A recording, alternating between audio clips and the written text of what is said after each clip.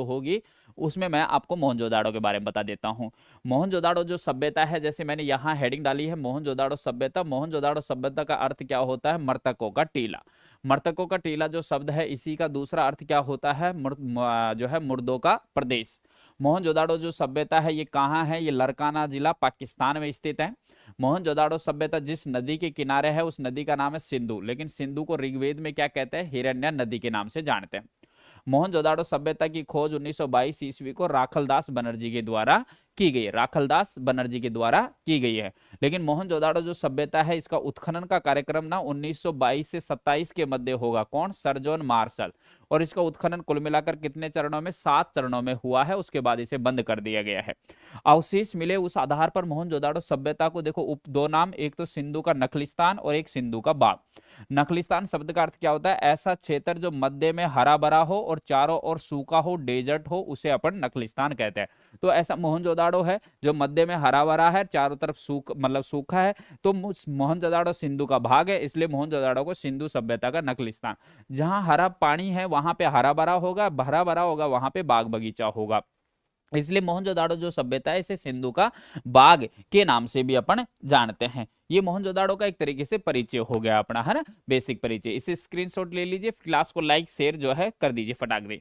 अब अपन बात कर रहे हैं मोहनजोदाड़ो जो सभ्यता है, यहाँ से अपन जो बात कर रहे हैं कि मोहनजोदाड़ो जो सभ्यता है ना, यहाँ से अपन को कुछ अवशेष मिलेंगे। अवशेष में सबसे पहले मोहनजोदाड़ो जो सभ्यता ने, यहाँ से अपन को काले पत्थर के कांसे की क्या मिली है? एक नर्तक मूर्ति मिली है। नर्तक मूर्ति प्राप्त हुई है जो कांसे की बनी हुई है। मैं आपको डिफरेंस ये बता रहा था कि मैं आपको जब मोहनजोदाड़ो पढ़ा रहा था ना, हड़प्पा, तो हड़प्पा के समय मैंने आपको बताया था कि हड़प्पा से एक काले पत्थर की नर्तक मूर्ति मिली है। मूर्ति तो वहां से भी मिली है क्योंकि उनका मनोरंजन का कार्य नृत्य करना, तो नृत्य करती हुई मूर्ति तो वहां से भी मिली है, लेकिन काले पत्थर की मिली है। और अभी मोहनजोदाड़ो पढ़ा रहे, यहाँ से किसकी है? कांसे की बनी हुई नर्तक मूर्ति है। तो नर्तक मूर्ति 2 स्थानों से मिली है, हड़प्पा से मोहनजोदाड़ो से। हड़प्पा से और मोहनजोदाड़ो, हड़प्पा से काले पत्थर की और मोहनजोदाड़ो से कांसे की। मोहनजोदाड़ो जो सभ्यता है, यहाँ से अपन को बहुत सारी बड़ी बड़ी वस्तुएं मिली हैं, लेकिन मोहनजोदाड़ो से सबसे बड़ी वस्तु जो मिली है, सबसे बड़ी मोहनजोदाड़ो की सबसे बड़ी वस्तु जो है वो क्या है? तो मोहनजोदाड़ो की सबसे बड़ी वस्तु अपन को क्या मिली है? धान्य गोदाम। धान्य गोदाम। ये जो धान्य गोदाम है ना, इसे दूसरी भाषा में अपन है ना अन्न कह सकते हैं, अन्न रखने का स्थान, इसलिए इसको अन्नागार भी कह सकते हैं या अन्नानागार भी कह सकते हैं। और इसे अपन अंग्रेजी में क्या कहते हैं? ग्रेट गैनरी के नाम से भी जाना जा सकता है। ग्रेट। तो अवशेष एक ही है जो मोहनजोदाड़ो सभ्यता से अपन को मिलेगा। और मोहनजोदाड़ो जो सभ्यता है ना, उसके सबसे बड़ी वस्तु, वैसे तो यहाँ बड़ी बड़ी वस्तु यही मिलेगी, लेकिन सबसे बड़ी वस्तु जो अपन को मिलेगी वो क्या मिलेगी? धान्य गोदाम।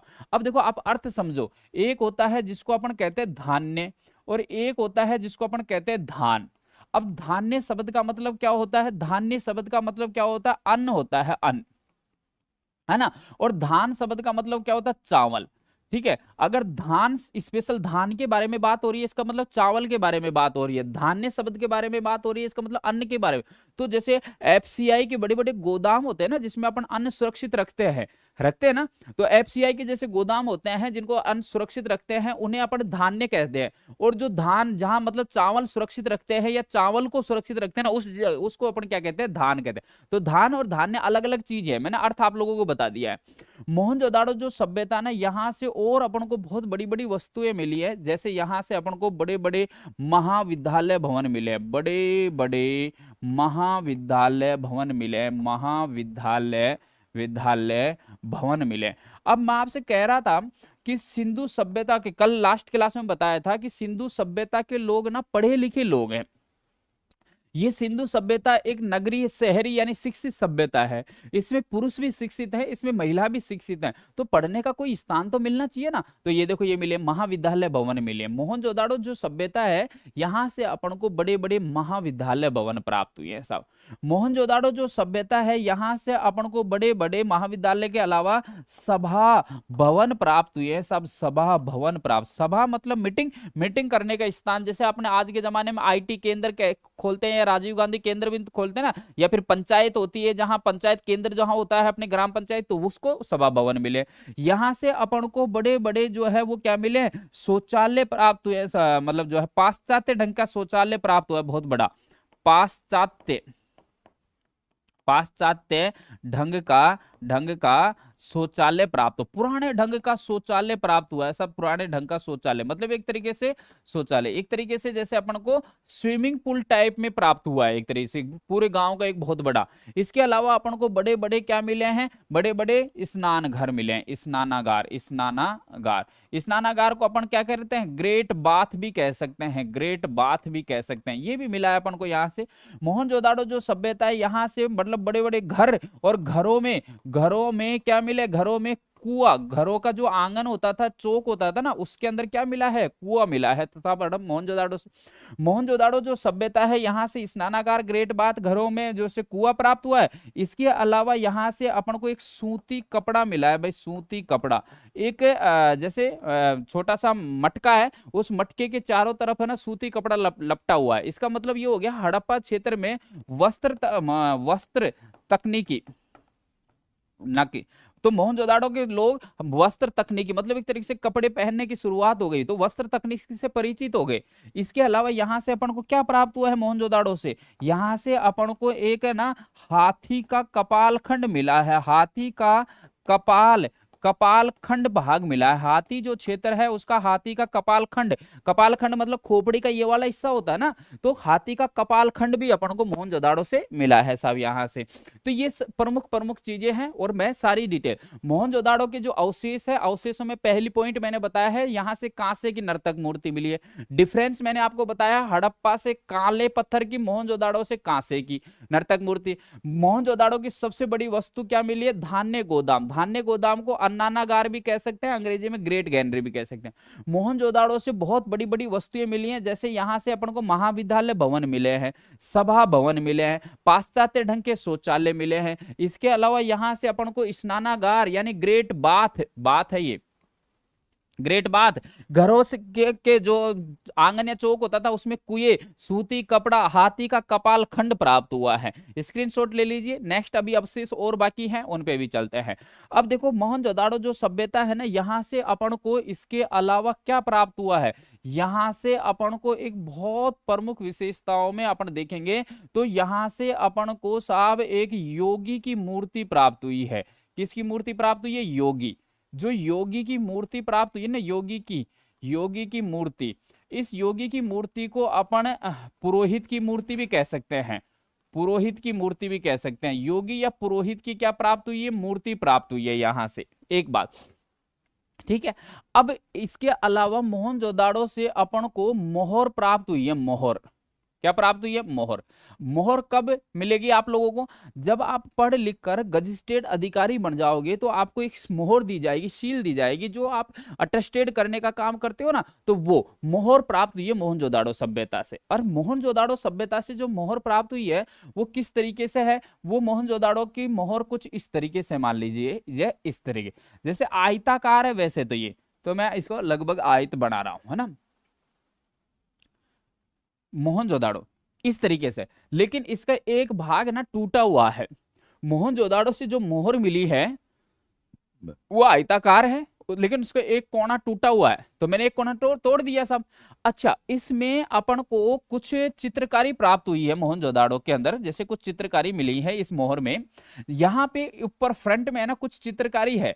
अब चित्रकारी क्या है वो तो नहीं पता, लेकिन उसको आज के आधार पर आप तुलना नहीं कर सकते। इस तरीके से कुछ चित्रकारी रखी हुई है, बनी हुई है, इस तरीके से चित्रकारी बनी हुई है ना, इस तरीके से चित्रकारी बनी हुई है, इस तरीके से, ठीक है। तो ऐसे करके इस तरीके से बनी हुई है, इस तरीके से ऐसे कुछ चित्रकारी बनी हुई है। अब ये चित्रकारी क्या है कुछ स्पष्ट नहीं कह सकते आज आप इसको, ऐसे नहीं कह सकते यार ये तो एम होगा, ये एक्स होगा, ये जैसे त्रिशूल जैसा कुछ होगा, ये दिल जैसा कुछ होगा, ऐसा नहीं कह सकते, क्योंकि तो आज की चीजें है ना, पहले के जमाने में वो लोग थोड़ी जानते थे इन चीजों को, भाई ABCD XYZ क्या होता था, नहीं जानते थे ना, लेकिन फिर भी इन्होंने चित्रकारी बनाई है, क्योंकि जंगल में गुफाओं में चट्टानों से जो बनी हुई जो केंद्र होते हैं उनको कहते हैं अपन गुफा, उनमें रहते थे ये लोग। अब उनमें रहते थे तो ये बैठे बैठे कुछ ना कुछ उकेरते रहते थे। अब ये जो उकेरते थे ना, ये मोहर पे भी उकरा हुआ है, मतलब इस पे भी अंकित है। इसके अलावा यहाँ पे जो मोहर है ना, इसके ठीक मध्य में एक व्यक्ति तपस्या कर रहा है, और तपस्या करते हुए व्यक्ति को अपन क्या कहेंगे, शिव भगवान माना जाता है, शिव भगवान माना गया। देखो ऊपर देखो लाइन क्या लिखी मैंने, यहां से अपन को एक योगी की मूर्ति मिली है। योगी मतलब पुरोहित, पुरोहित मतलब वह व्यक्ति जो तपस्या करता हुआ। और देखो सिंधु सभ्यता के लोग शिव भगवान की तो पूजा कर रहे हैं, इसका मतलब शायद ये जो मूर्ति है, जो यहाँ जो चित्रकारी है, वो शिव भगवान की रही होगी, शिव भगवान की रही होगी। एक पॉइंट। दूसरी बात, शिव भगवान के देखो इधर की ओर यानी दाएं ओर दो पशु दिखाए गए हैं, शिव भगवान के इधर की ओर यानी बाएं ओर भी दो पशु दिखाए गए हैं, और शिव भगवान के इधर फ्रंट में भी दो पशु दिखाए गए हैं। कौन कौन से पशु हैं? देखो एक और तो एक पशु है जिसका नाम है हाथी, इसके अलावा एक पशु है जिसका नाम है बाघ। ओके, इधर की ओर एक पशु है जिसका नाम तो क्या है, गैंडा, जानते ही होंगे। और एक पशु और है जिसका नाम है भैंसा, ये है। और सामने फ्रंट में ना दो हिरण आपस में चहल पहल कर रहे हैं, चर रहे हैं, घास वगैरह भोजन कर रहे हैं, इस तरीके से दिखाया गया है। मोहर मिली है, खंडित है, बीच में एक व्यक्ति तपस्या कर रहा है, शिव बाना है उसको, उसके दोनों और दो है पशु मिले हैं, दो दो पशु मिले हैं। एक इंपॉर्टेंट बात नोट डाल के, सिंधु सभ्यता के लोग ना शेर से अपरिचित है, अपरिचित, लेकिन सिंधु सभ्यता के लोग ना बाघ से परिचित हैं, बताया था मैंने आपको। और शेर और बाघ अलग अलग हैं। सबसे बड़ी बात तो आप यही समझिए, क्योंकि आप लोगों को ये नहीं शायद नहीं पता होगा कि शेर क्या होता है, बाघ क्या होता है। कुछ नई जनरेशन के जो बच्चों को, शेर अलग होता है, बाघ अलग होता है, लेपर्ड अलग होता है ना। तो ऐसा, तो शेर से अपरिचित नहीं जानते, लेकिन बाघ के बारे में जानते हैं। देखो प्रमाण बाघ के। और सिंधु सभ्यता का राजकीय पशु बैल है, और बैल की चित्रकारी इस सरकारी मोहर पर नहीं है कि नहीं। दूसरा घोड़ा है, और घोड़ा जो है ना उसका भी प्रमाण नहीं है। यहां से क्या मिले, देखो एक और हाथी के प्रमाण मिले हैं, एक और बाघ के प्रमाण, एक साइड है ये दोनों, हाथी और बाघ। और देखो इंपॉर्टेंट बात, हाथी के भी सींग नहीं होते, नहीं होते ना। आपने हाथी के कोई सींग देखे हैं क्या? और जो देखे होंगे ना वो सींग नहीं होते, वो तो मुंह के दांत होते हैं।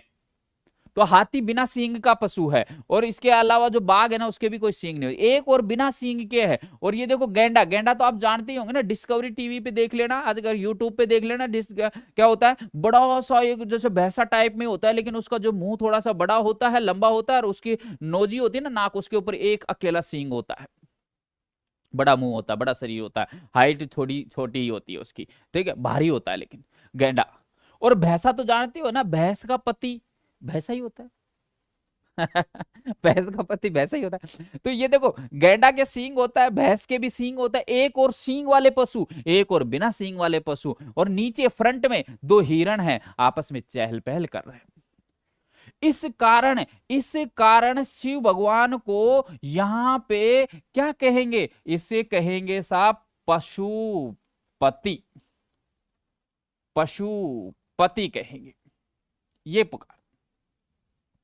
इसलिए तो मैं कह रहा था आपको, हड़प्पा में शिव भगवान को परम पुरुष, पहला पुरुष जो देवता के रूप में है, परम पुरुष हड़प्पा में, लेकिन पशुपति वो मोहनजोदाड़ो में पति। अच्छा ये बताओ पति शब्द का अर्थ क्या होता है, पति शब्द का अर्थ क्या होता है, पति शब्द का ये क्या होता है? ये थोड़ी होता है कि सब पति शब्द, अभी जैसे देव उठनी आ रही है, मेरी शादी हो जाएगी, मेरे लुगाई आ जाएगी, मैं पति बन जाऊंगा, पीपल पूर्णिमा आ गई साहब, मेरी शादी हो गई, लुगाई आ गई, मैं पति बन गया, करवा चौथ का मेरा व्रत हो रहा है। अरे पति शब्द का मतलब क्या होता है? पति शब्द का अर्थ होता है पालनहार। याद रखिएगा, पति शब्द का मतलब क्या होता है? पालनहार। जिस व्यक्ति के निर्देशन में एक व्यक्ति, एक घर, एक गांव, एक परिवार, एक देश पल रहा होता है, उसे कहते हैं पति। पति शब्द का मतलब पालनहार करता होता है, पालनहार। जैसे राष्ट्रपति, देखो आप राष्ट्रपति, राष्ट्र का पति होता है, ये राष्ट्र का पालनहार करता होता है। प्रधानमंत्री में तो जो प्रधान है उसमें तो कोई पति नहीं होता ना, प्रधान तो मंत्री होता है, मंत्रियों का मुखिया होता है, प्रधान मतलब मुखिया और मंत्रियों का मुखिया होता है, वो देश का पालनहार करता नहीं होता। इसलिए प्रधानमंत्री अजीबोगरीब फैसले ले सकता है, राष्ट्रपति नहीं ले सकता, क्योंकि वो बेचारा एक पिता की भूमिका निभाता है एक देश के लिए।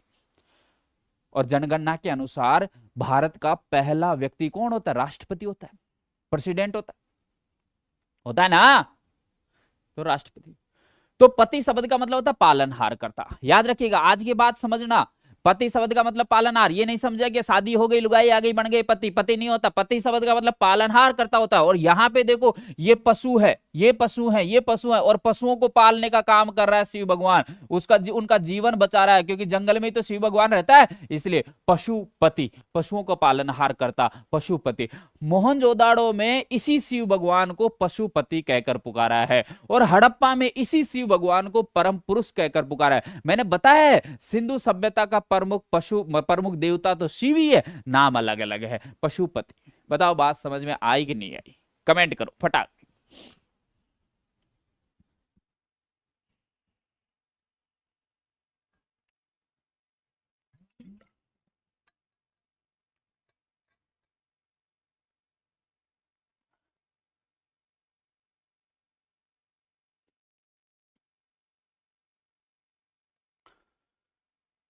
सुनाएंगे, कालू की स्टोरी भी सुनाएंगे बेटा जी। आज आप आए हो, रोज आना, 12 बजे से लेकर 2 बजे तक की जो लाइव क्लास होती है अपनी। तो ये बात हो गई यहां तक। दोबारा दिखा दूं, मोहनजोदाड़ो के बारे में बात करी थी अपन ने, यहां से शुरुआत करी थी। ये मोहनजोदाड़ो हो गया, उसके बाद ये अवशेष हो गए पहले, और सबसे इंपॉर्टेंट अवशेष ये हो मोहनजोदाड़ो। ये पाकिस्तान वाली जो सभ्यताएं हैं वो मैं बता रहा हूं, हड़प्पा बता दी, मोहनजोदाड़ो बता दी। एक बड़ी सभ्यता और है पाकिस्तान में, चनहुदड़ो। कोई खास ज्यादा बड़ी तो नहीं है, लेकिन ठीक ठाक सभ्यता है चनहुदड़ो। तो चनहुदड़ो के बारे में एक बार बता देता। क्लियर हो गई? यहां तक स्क्रीनशॉट ले लेना भाई, आगे बढ़िएगा। एक सभ्यता और है